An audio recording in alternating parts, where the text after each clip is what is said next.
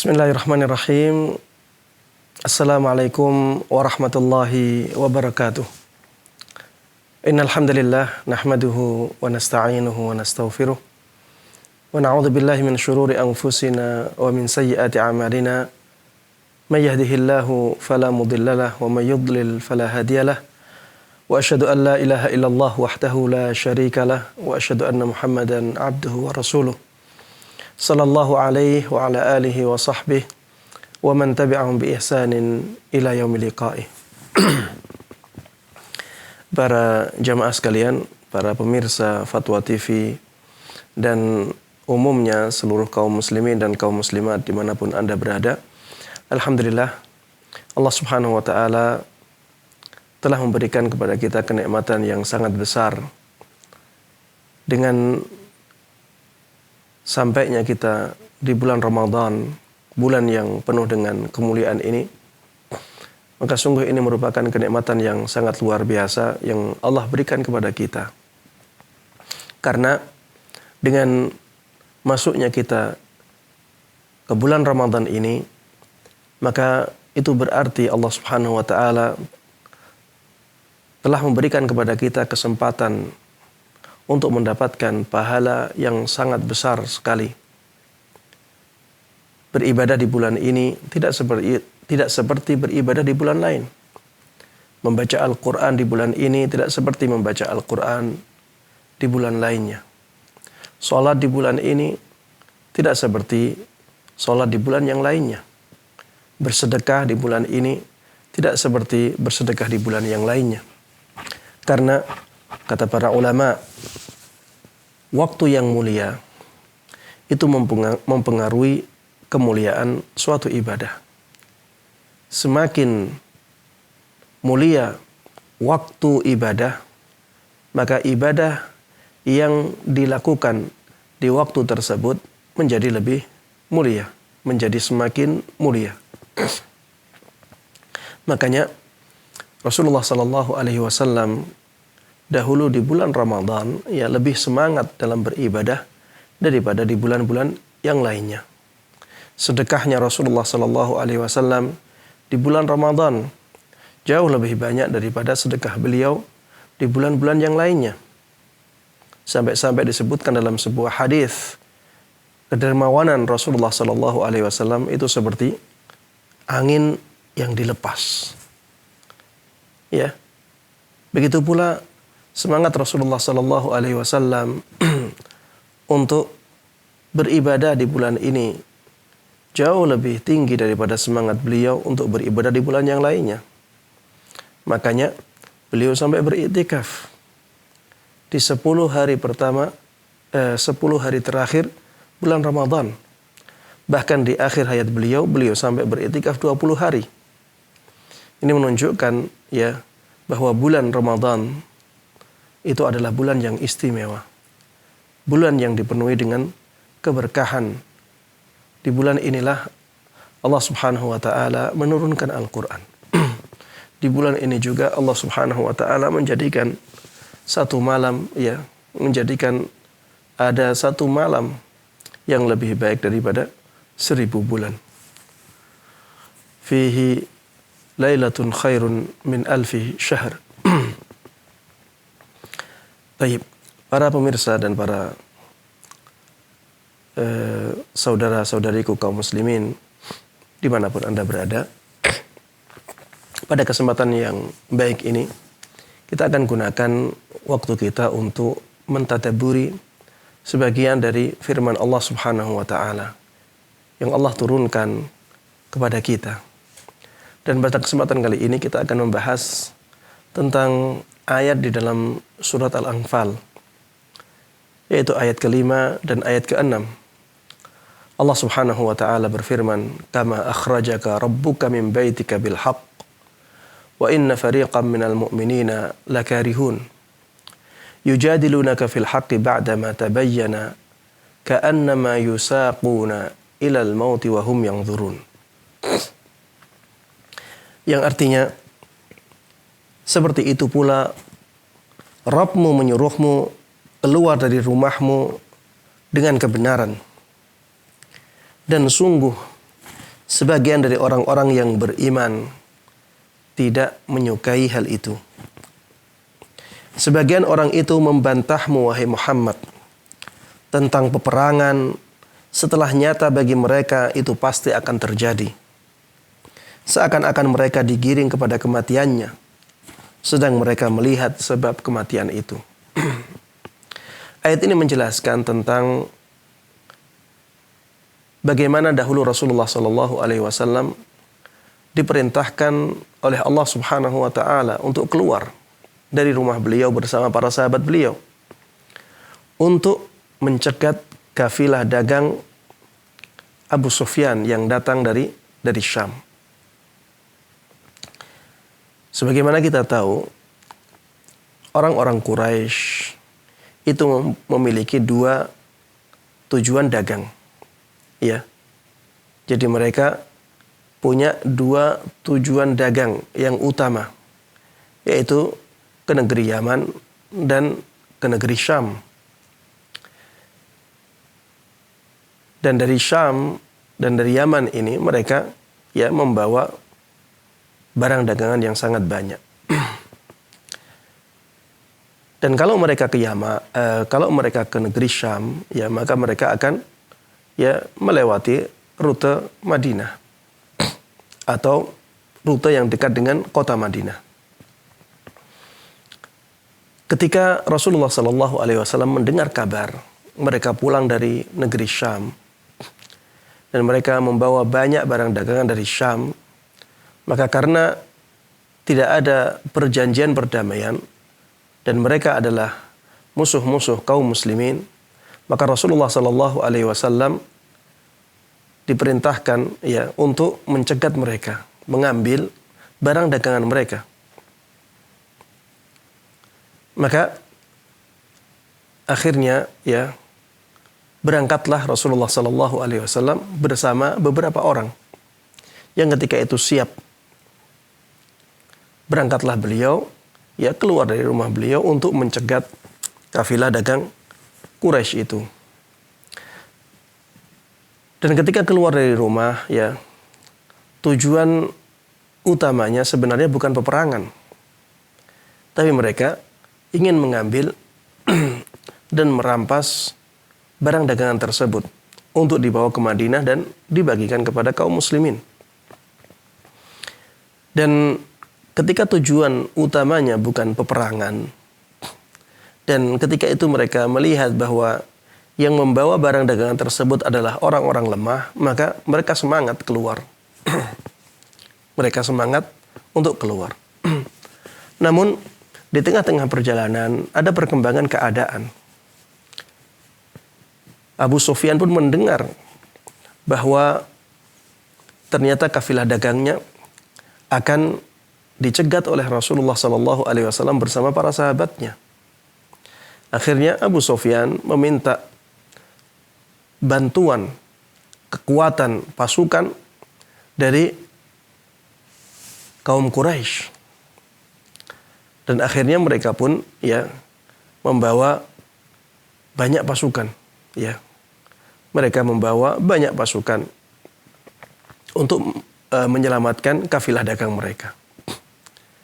Ketika keadaan berubah seperti ini, akhirnya rencana pun berubah. Yang asalnya hanya merampas barang dagangan mereka, sekarang rencana berubah menjadi perang. Dan ketika rencana tersebut berubah, akhirnya sebagian sahabat Nabi yang ikut beliau, akhirnya mereka pun menjadi tidak senang. Karena mereka merasa tidak siap untuk perang. Karena tujuan pertama bukanlah perang. Tujuan pertama adalah menghadapi kafilah yang biasanya adalah orang-orang lemah. Tapi takdir Allah Subhanahu wa taala menghendaki demikian. Terjadilah perubahan perencanaan yang asalnya bukan rencana perang, sekarang rencana perang melawan orang-orang yang sudah siap untuk menaklukkan siapapun yang ada di hadapan mereka. Inilah yang disebutkan oleh Allah Subhanahu wa taala, wa inna fariqan minal mu'minina lakarihun. Dan sungguh sebagian dari kaum mukminin benar-benar tidak suka dengan rencana tersebut. Yujadilunaka fil haqq. Sebagian dari kelompok tersebut membantah perintahmu wahai Muhammad dalam peperangan itu. Ba'dama tabayyan, padahal ya sudah jelas ke mereka bahwa peperangan akan terjadi. Ka'annama yusaquna ilal mauti wa hum yanzurun. Seakan-akan mereka digiring kepada kematiannya, sedangkan mereka melihat sebab kematian itu. Baik. Inilah keadaan yang diceritakan oleh Allah Subhanahu wa taala dalam dua ayat ini. Dan dari dua ayat ini kita bisa mengambil banyak faedah, banyak pelajaran berharga. Pelajaran berharga yang pertama, dan ini yang paling penting bagi kita, wajibnya kita untuk taat kepada wahyu, taat kepada firman Allah Subhanahu wa taala, taat kepada perintah Allah Subhanahu wa taala. Jangan sampai kita mengedepankan akal kita daripada wahyu Allah Subhanahu wa taala. Di sini ya, di dalam ayat tersebut ya, ada sebagian dari kaum mukminin yang tidak suka dengan perintah untuk perang. Dan mereka menganggap bahwa mereka akan kalah. Dan mereka akan berat untuk menghadapi musuh yang sudah bersiap dengan semua kekuatan mereka. Namun walaupun seperti itu, Allah Subhanahu wa taala tetap mengingkari keadaan itu. Allah Subhanahu wa taala menginginkan mereka untuk taat dan patuh kepada perintah. Walaupun kadang-kadang tidak sesuai dengan akal, tidak sesuai dengan perhitungan manusia. Ya, ketika itu kaum muslimin ya, mereka tidak punya rencana dari awal untuk perang menghadapi kaum musyrikin yang siap dengan senjata-senjata mereka, sudah siap dengan kekuatan mereka. Rencana awalnya adalah mencegat kafilah dagang. Dan kafilah dagang itu biasanya kekuatannya tidak begitu kuat. Sehingga yang dihadapi mereka adalah musuh yang lemah. Tapi setelah itu rencana menjadi berubah ya. Mereka sudah berangkat. Ternyata keadaan berubah dan akhirnya mereka harus merubah rencana juga. Mereka harus mengubah rencana menjadi perang, benar-benar perang. Menghadapi kekuatan yang sudah siap dengan segala kekuatannya. Menghadapi musuh yang sudah siap dengan semua kekuatannya. Akhirnya mereka menjadi tidak senang dengan rencana peperangan itu karena mereka merasa tidak siap dan mereka merasa jauh lebih lemah daripada musuhnya. Ketidaksenangan ini pun diingkari oleh Allah Subhanahu wa taala. Apalagi pada syariat-syariat Allah Subhanahu wa taala yang masuk akal, masih masuk akal. Sesuai dengan perhitungan.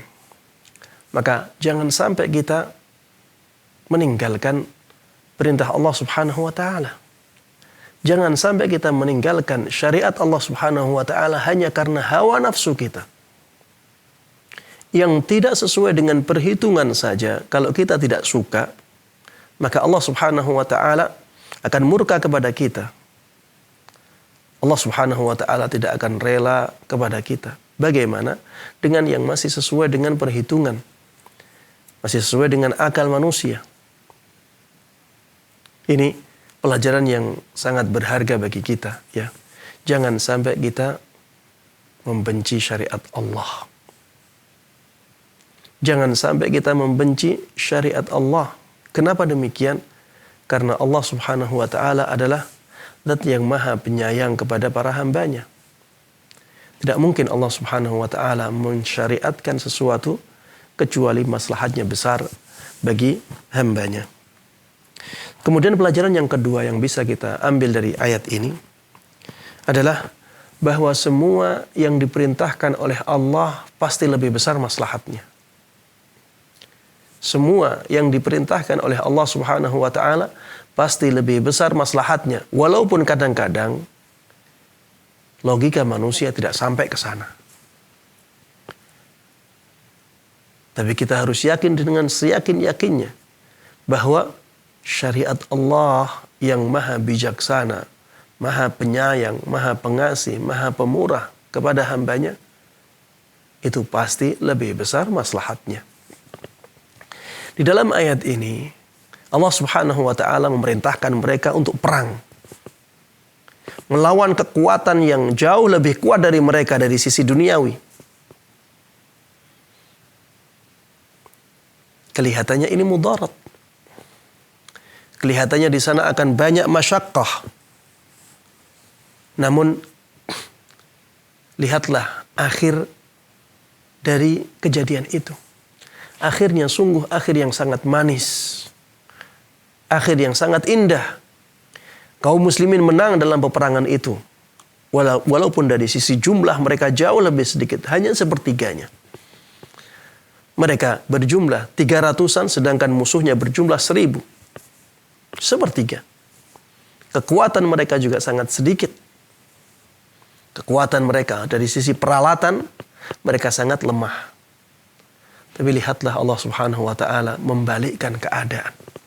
Yang kelihatannya lemah dijadikan sangat kuat oleh Allah Subhanahu wa ta'ala, bahkan bisa menaklukkan musuhnya yang sangat kuat itu dari sisi peralatan, dari sisi duniawinya.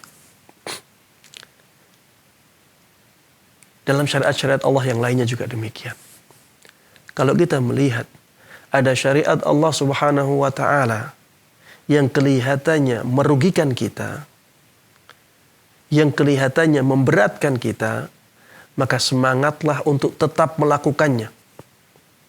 Dan Allah Subhanahu wa ta'ala pasti akan memberikan kepada kita maslahat yang jauh lebih besar. Pasti akan memberikan kepada kita manfaat yang jauh lebih banyak. Makanya Allah Subhanahu wa ta'ala mengatakan dalam ayat yang lain, kutiba alaikumul qitalu wa huwa kurhul lakum. Diwajibkan kepada kalian untuk berperang, berjihad di jalan Allah Subhanahu wa ta'ala, walaupun itu tidak kalian sukai. Wa asa an takrahu syai'an wa huwa khairul lakum. Bisa saja kalian membenci sesuatu padahal sesuatu itu lebih baik bagi kalian.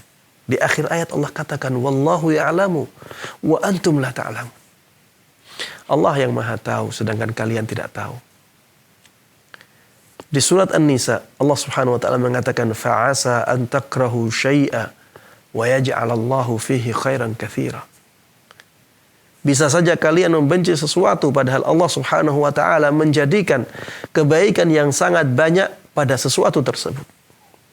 Makanya ya, syariat Allah Subhanahu wa ta'ala yang maha pengasih, maha pemurah, maha bijaksana, maha mengetahui segala sesuatu itu tidak mungkin mendatangkan mudarat yang lebih besar kepada kita. Pasti syariat-syariatnya akan mendatangkan maslahat yang jauh lebih besar kepada kita. Makanya semangatlah untuk menerapkannya. Kemudian yang ketiga, pelajaran yang ketiga yang bisa kita ambil dari ayat ini adalah sebagaimana yang saya sebutkan tadi, seringkali manusia membenci sesuatu padahal sesuatu itu lebih baik bagi dia. Seringkali manusia membenci sesuatu padahal sesuatu itu lebih baik bagi mereka. Di dalam ayat ini ya ada beberapa orang yang tidak menyukai perintah untuk berperang. Padahal peperangan tersebut menjadikan mereka sangat mulia. Orang-orang yang mengikuti perang Badar, mereka menjadi sangat mulia di sisi Allah Subhanahu wa taala. Mereka diistimewakan oleh Nabi kita Muhammad sallallahu alaihi wasallam. Ya, akhir yang sangat baik ini, akhir yang sangat indah ini mereka dapatkan dari sesuatu yang asalnya mereka benci. Syariat-syariat Allah yang lainnya juga demikian. Seringkali kita tidak suka dengan syariat Allah Subhanahu wa taala, padahal sebenarnya itulah yang mendatangkan kebaikan dan maslahat yang besar kepada kita. Pelajaran yang keempat. Ayat ini menunjukkan kepada kita bahwa Allah Subhanahu wa taala itu sangat sayang kepada hambanya. Allah Subhanahu wa taala itu sangat mengasihi hambanya. Dari mana kita ambil ini? Dari perintah Allah Subhanahu wa taala untuk berperang. Kalau Allah Subhanahu wa taala tidak memerintahkan mereka untuk berperang, mungkin mereka tidak akan berperang. Dan mereka tidak akan mendapatkan kemuliaan yang sangat tinggi itu. Karena kasih sayang Allah Subhanahu wa taala, maka Allah Subhanahu wa taala memerintahkan mereka untuk keluar dari rumahnya dan perang menghadapi musuh-musuh Allah Subhanahu wa taala. Ini menunjukkan bahwa Allah Subhanahu wa taala memperhatikan kaum muslimin. Ini menunjukkan bahwa Allah Subhanahu wa taala menyayangi dan mengasihi kaum muslimin. Allah Subhanahu wa taala tidak meninggalkan kita. Allah Subhanahu wa taala memperhatikan kita. Makanya jangan sampai kita mengira bahwa syariat Islam itu adalah sesuatu yang membebani kita. Sebaliknya, kita harus ingat bahwa sebenarnya syariat Islam ini sesuatu yang bisa meninggikan derajat kita di sisi Allah Subhanahu wa taala. Syariat Islam inilah yang menjadikan kita bisa meraih surga Allah Subhanahu wa taala. Kenikmatan yang kekal selama-lamanya. Syariat Islam inilah yang bisa menjadikan kita mulia di dunia ini sebelum di akhirat nanti. Jangan kita pandang syariat Islam ini sebagai sesuatu yang membebani manusia. Karena Allah Subhanahu wa taala walaupun menjadikan ini sebagai kewajiban, tapi Allah Subhanahu wa taala sudah menjadikan kewajiban itu semudah mungkin. Yuridullahu ay yukhaffifa ankum. Allah Subhanahu wa taala menginginkan untuk memberikan kemudahan kepada kalian. Wa ma ja'ala 'alaikum fid dini min haraj. Allah Subhanahu wa taala tidak menjadikan sesuatu yang berat di dalam agama ini. Yuridullahu bikumul yusra wa la yuridu bikumul usra. Allah menginginkan kemudahan untuk kalian. Dan Allah Subhanahu wa taala tidak menginginkan kesulitan untuk kalian. Ma yuridullah liyaj'ala 'alaikum min haraj. Allah Subhanahu wa taala tidak menginginkan ada kesulitan untuk kalian dalam agama ini. Ya, agama ada kewajiban-kewajiban yang harus kita lakukan. Tapi Allah sudah menjadikan kewajiban itu kewajiban yang mudah. Kalau ada yang mengatakan, "Ustadz, kenapa Allah tidak membebaskan kewajiban saya saja? Tidak ada kewajiban sama sekali." Maka kita katakan, kalau inginnya seperti itu, maka jangan ingin pahala. Kalau inginnya tidak ada kewajiban, maka tidak usah mendapatkan pahala. Lebih baik mana?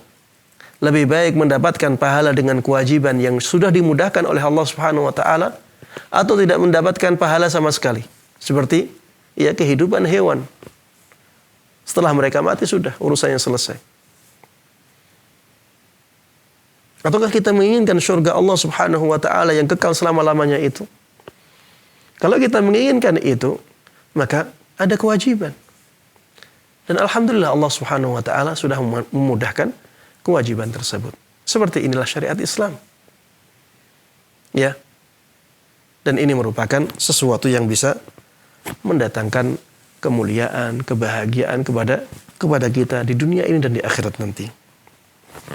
Pelajaran yang kelima yang bisa kita ambil dari ayat ini adalah kenyataan bahwa para sahabat itu manusia. Mereka manusia dan mereka bisa bersalah. Tapi jangan sampai menjadikan kesalahan mereka sebagai celah untuk mencela mereka. Di dalam ayat ini Allah katakan wa inna fariqan minal mu'minin lakarihun. Sungguh di sana ada kelompok dari kaum mukminin yang benar-benar benci dengan peperangan. Ada sebagian dari kaum mukminin yang benci kepada peperangan. Taib. Mukminin di sini tidak lain adalah sahabat Nabi Muhammad SAW. Kita katakan para sahabat Nabi manusia. Mereka bisa bersalah. Tapi jangan sampai menjadikan kesalahan tersebut celah untuk mencela mereka. Kenapa demikian?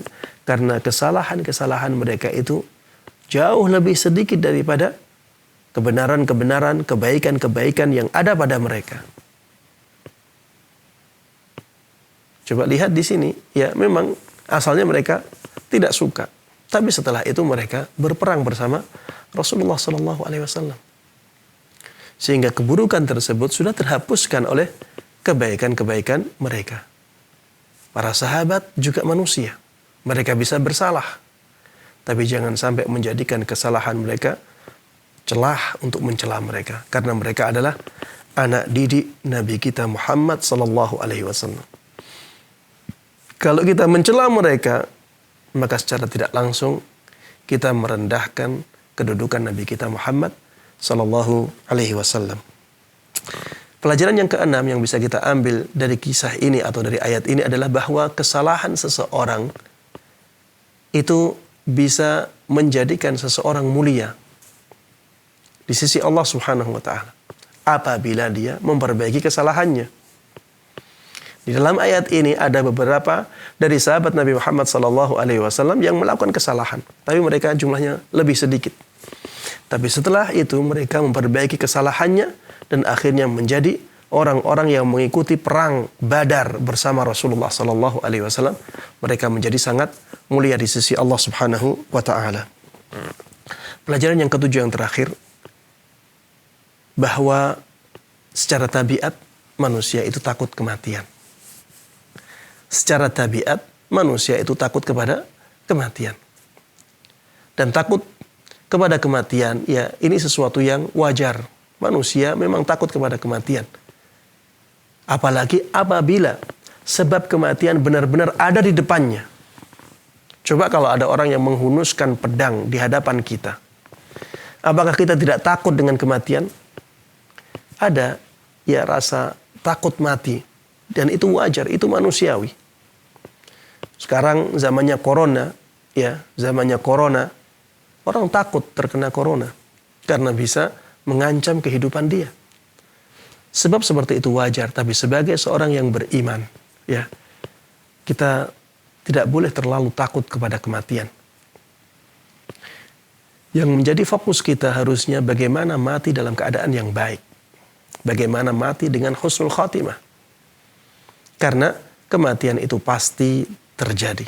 Pasti akan kita rasakan. Kullu nafsin dha'iqatul maut. Semua yang berjiwa pasti akan mencicipi kematian. Ainama takunu yudrikumul maut.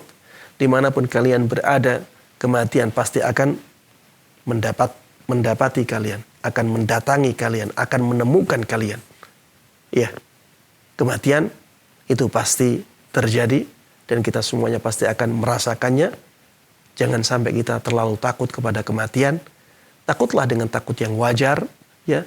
Kemudian bersiaplah untuk menghadapi kematian itu dengan sebaik mungkin. Perbanyak amal ibadah kepada Allah Subhanahu wa taala, tunduklah dan patuhlah kepada perintah-perintah Allah Subhanahu wa taala sehingga walaupun ada kematian, Allah Subhanahu wa taala tetap menjadikan kita seorang yang mulia. Karena sebagai seorang yang beriman, maka kita beriman akan adanya hari akhir setelah kehidupan di dunia ini. Maka nantinya akan ada kehidupan setelah kematian kita. Kehidupan di akhirat. Dan kehidupan itulah yang selama-lamanya. Ya, demikian para pemirsa Fatwa TV. Dan saudara-saudariku kaum muslimin dimanapun Anda berada. Kajian ini berakhir ya. Mudah-mudahan apa yang saya sampaikan bermanfaat bagi kita semuanya.